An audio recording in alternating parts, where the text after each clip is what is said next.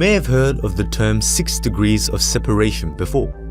This theory explains how everyone is connected to everyone else in 6 steps or fewer.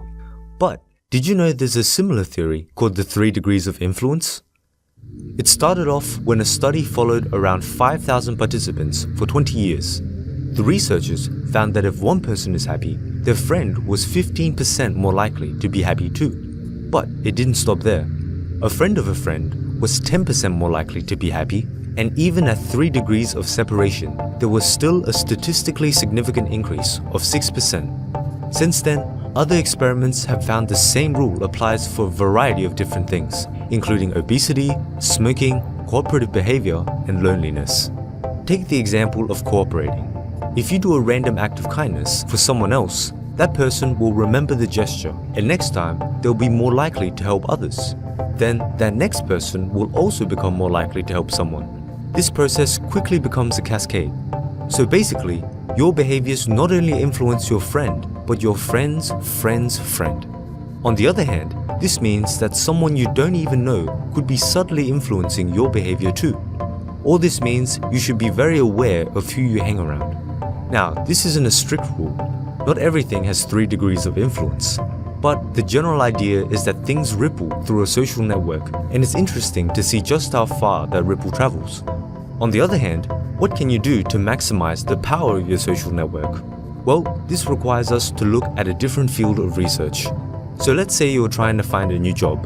What's the best way to use your social network? Most people will try to build stronger relationships with the right person. I mean, the closer you are to that person, the more likely they'll be to help you out, right?